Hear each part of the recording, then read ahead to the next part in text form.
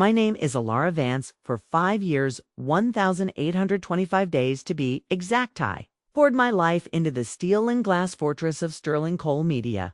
It was a respected advertising agency in the heart of the city. I believed in it. I believed in the mission. I wore my loyalty like a badge of honor, fueled by the memory of my father, a man who spent 40 years at the same factory. Loyalty, Ilara. He'd told me once, standing by a young oak tree he'd planted, is like this tree. You invest your time, you give it your care, and over the decades it grows into something strong that shelters you.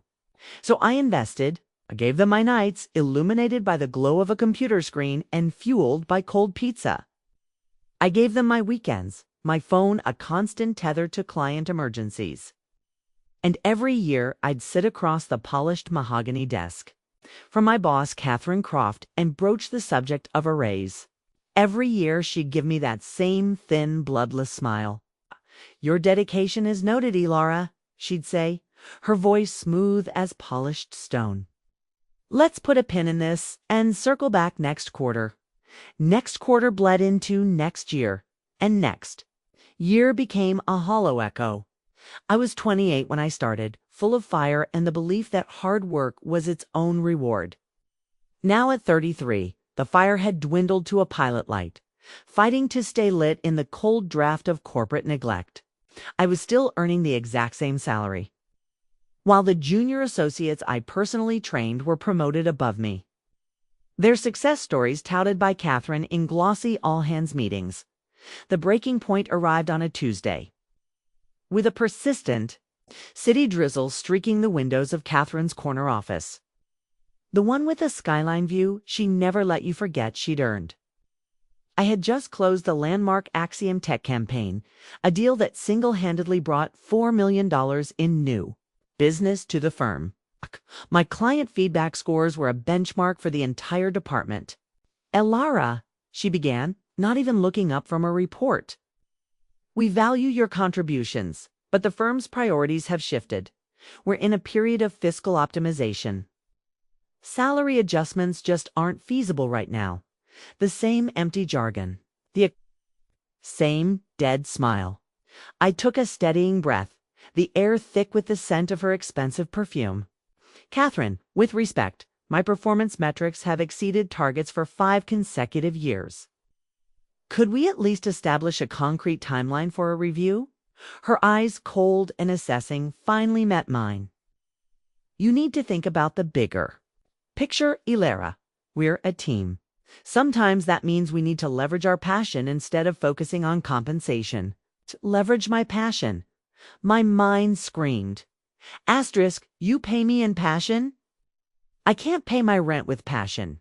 Asterisk, but my mouth just formed a tight professional smile. I nodded, left her office, and walked through the open plan floor.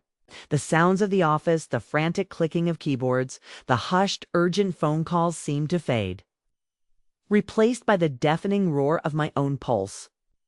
I passed my desk, a cramped cubicle drowning in 5 years of project files and a coffee mug that ironically read CEO of Getting It Done. I sat in my car in the parking garage for a full 20 minutes, the drizzle turning to a downpour, just replaying her words. My father's oak tree wasn't growing. It was being starved, its roots rotting in toxic soil. That night, for the first time, I didn't open my work laptop. I opened my personal one and typed senior marketing strategist into a search bar. Wasn't about applying, not yet. It was about seeing, was about proof of life outside Sterling Coal. The listings glowed on the screen like portals to another reality. Director of Client Strategy, $130,000 plus equity. Senior Brand Manager, $145,000 with a real benefits package. I saw a posting for a firm I'd long admired from afar, Apex Innovations. They were known for their disruptive campaigns and, more importantly, for a culture that celebrated its people. I bookmarked it, a small act of rebellion, and closed the laptop. A seed of change had been planted. 3 days later, the universe answered. Catherine dropped a heavy file on my desk without a word. The Valerian Dynamics renewal. Our largest, most demanding client, a $5 million account, was up for renewal. And she dumped it on top of my already crushing workload. A sticky note was attached, her sharp handwriting a small act of aggression. Make sure they understand our value. Our value? I wasn't worth a cost of living raise. But I was indispensable when it came to securing millions for her bottom line. I picked up the phone to begin the preliminary calls. And then I stopped. My hand hovered over the receiver. If I stopped chasing her approval, I remembered Arthur Sterling, the founder, the man who hired me. He'd strode the halls with an energy that felt electric. "You have instincts, kid," he'd told me after a 2-hour interview. "I can teach the skills. Instinct is gold." 6 months later, he sold the company to a private equity firm. And Catherine Croft arrived with her buzzwords and spreadsheets, talking about optimizing human capital. We weren't people anymore. We were assets on a ledger, to be leveraged. Until we were depleted that night, I didn't hesitate. I opened my laptop, went to the Apex Innovations posting, and clicked apply. An email arrived the following Monday. Interview invitation. Apex Innovations. My heart gave a painful lurch. For 3 days, I was a ghost at Sterling Cole. I worked on the Valerian account with a new sense of purpose. I wasn't doing it for Catherine anymore. Was doing it for my own resume, for my future. I took a personal day for the interview, telling Catherine I had a dental emergency. The Apex office was a different world. Warm bamboo floors, a living wall of moss behind the reception desk, the air filled with the smell of freshly ground coffee and quiet collaborative energy. The director, a woman named Hannah Reyes, with a firm handshake and a genuine smile, met me herself. "We've been following your work, Elara," she said as we sat down. "The Axiom Tech campaign was brilliant. Your client retention numbers speak for themselves." For the first time in years, I felt seen. We talked for 2 hours about strategy, vision, and leadership.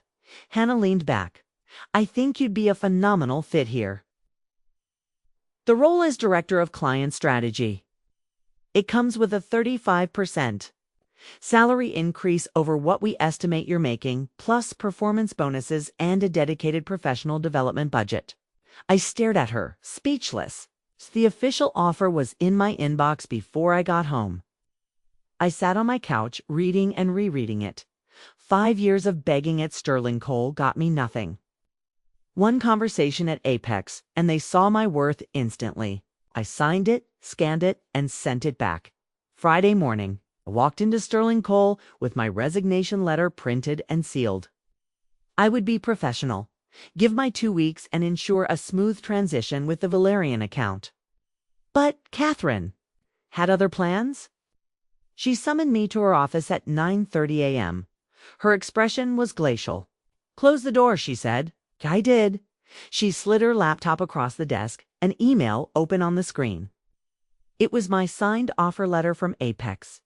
In my haste and excitement, I had accidentally left the file open on my desktop when I'd stepped away, and she had seen it. "Care to explain this?" she hissed, her voice dripping with venom. I kept my composure. "I was going to speak with you this morning, Catherine. I've accepted a new position." Her lips curled into a sneer. "After everything this company has done for you, this is how you repay that loyalty." By sneaking around behind my back, I stood tall. "Loyalty is a two-way street, Catherine. I don't tolerate disloyalty," she snapped, pulling a termination form from her drawer. "Your access badge is deactivated as of this moment. Pack your personal belongings. Security will escort you out." She was firing me for accepting another job. The injustice of it was staggering. But as I looked at her, I felt no fear, only pity. I gave her the calmest, most serene smile I could muster. "Then I wish you the very best of luck, Catherine." I turned and walked out of her office, out of her control, the silence of my departure a louder statement than any argument could ever be. My first day at Apex was like stepping out of a storm into the sunshine. Hannah greeted me personally. "We're thrilled you're here, Alara," and I believed her. During my onboarding, she leaned in. "By the way," she said casually, "we've heard Valerian Dynamics is exploring other agencies. Apparently, they're not pleased with their current management at Sterling Cole." A quiet satisfaction bloomed in my chest. Before the end of the week, I received a direct email from Marcus Thorne, the CEO of Valerian. "Ilara." It read, "I was dismayed to hear of your departure. Your strategic oversight is the primary reason we've stayed with Sterling Cole. My team is in agreement. We'd like to move our business with you. Are you and Apex Innovations interested in a partnership?" By the following Friday, the deal was signed. The $5 million Valerian Dynamics account was now with Apex. The fallout for Catherine was immediate and catastrophic. The news ripped through the city's tight-knit business community. Then came the message from Tina, the kind-hearted receptionist at Sterling Cole. "Megan just sent a company-wide email blaming you for the Valerian loss." It read, "She's accusing you of poaching and breaching confidentiality. She's trying to ruin your name." My blood ran cold. This wasn't just a bitter ex-boss. This was a calculated attack on my professional reputation. I forwarded the message to Hannah with a short note. "Thought you should see this." Her reply was instant. "Let's talk Monday." "Don't worry, Alara. We protect our people." That Monday, Apex's legal counsel sent a formal cease and desist letter to Sterling Cole, citing defamation and tortious interference. It was a clean corporate checkmate. But Catherine had made a fatal error. She put her false accusations in writing. Marcus Thorne, CEO of Valerian, upon hearing of the email, sent his own letter to the Sterling Cole board, stating unequivocally that the decision to leave was based entirely on the collapse of service after my departure, and that my conduct had been unimpeachable. The dominoes fell fast. Two more of my former major clients announced they were moving their contracts to Apex. Sterling Cole's leadership launched a full internal investigation into Catherine's tenure. They found a wasteland of scorched earth leadership, skyrocketing employee turnover, plummeting client retention, and a culture of fear. A week later, a Business Journal headline announced, "Sterling Cole Media announces leadership restructuring." Catherine Croft was gone. There was no victory dance, just a quiet sense of closure. I thought it was over, but people like Catherine don't fade away, they fester. A month later, a recruiter called me. "Off the record, Ilara, Catherine Croft is spreading rumors, saying you're untrustworthy. It's malicious. She was trying to blacklist me. I didn't retaliate. I didn't stoop. I gathered facts. With Hannah's support, we compiled a dossier of evidence. Defamatory email, the statements from recruiters, the letter from Valerian's CEO, and submitted it to the Pacific Northwest Consulting Association, the industry's governing body for ethical conduct. They launched their own formal investigation. 2 months later, the verdict came. Catherine Croft's name was officially removed from the association's registry. She was professionally exiled. Her reputation in the industry she prized above all else irrevocably shattered. That night, I received one final email, a short clipped message from her personal account. "You ruined me." I stared at the words for a long time before typing my reply.